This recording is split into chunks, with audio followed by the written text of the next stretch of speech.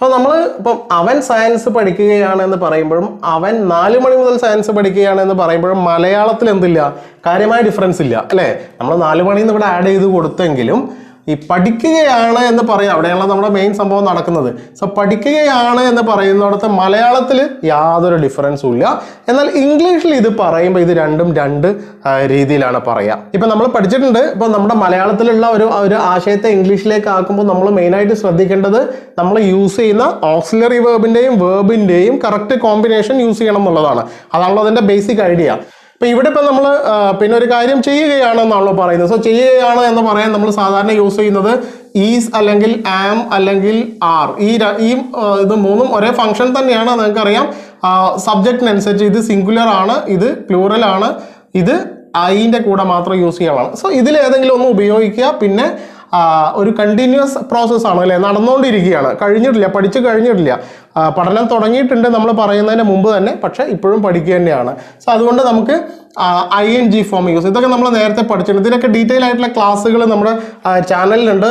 Spoken ഇംഗ്ലീഷിൻ്റെ വേറെ ദിവസം, general ഇംഗ്ലീഷിൻ്റെ വേറെ ആയിട്ട് ക്ലാസ്സുകൾ നമ്മൾ പോസ്റ്റ് ചെയ്യുന്നുണ്ട്. ഫ്രീ ആയിട്ട് നോട്ട്സ് ഉണ്ട്. നിങ്ങൾക്ക് ഡീറ്റെയിൽ ആയിട്ട് എന്ത് ചെയ്യാൻ പറ്റും, സ്പോക്കൺ ഇംഗ്ലീഷും ജനറൽ ഇംഗ്ലീഷും നമ്മുടെ ചാനലിൽ നിന്ന് പഠിച്ചെടുക്കാൻ പറ്റും.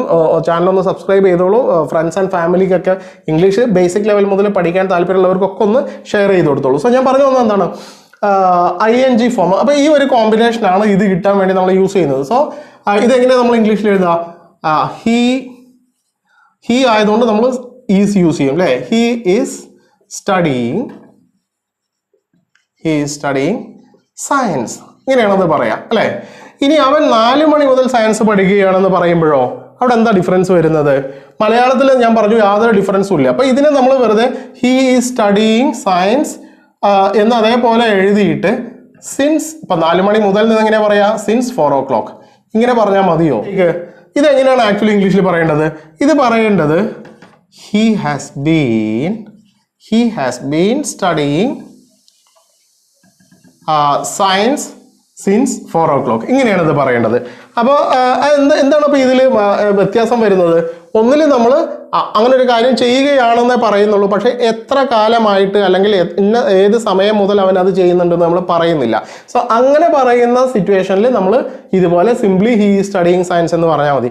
നേരെ മറിച്ച് നമ്മൾ ഇന്ന സമയം മുതൽ പിന്നെ ഒരു കാര്യം ചെയ്യുകയാണ്, ഇന്ന സമയം മുതൽ പഠിക്കുകയാണ് അല്ലെങ്കിൽ കളിക്കുകയാണ് കുളിക്കുകയാണ് എന്ന് പറയണമെന്നുണ്ടെങ്കിൽ, അല്ലെങ്കിൽ ഇത്ര സമയമായിട്ട് അവൻ ആ കാര്യം ചെയ്തുകൊണ്ടിരിക്കുകയാണ്, ഇപ്പോൾ 2003 മുതൽ SBIയിൽ വർക്ക് ചെയ്തുകൊണ്ടിരിക്കുകയാണ്, അല്ലെങ്കിൽ 6 വർഷമായിട്ട് ഞങ്ങൾ ഇവിടെ താമസിക്കുകയാണ്,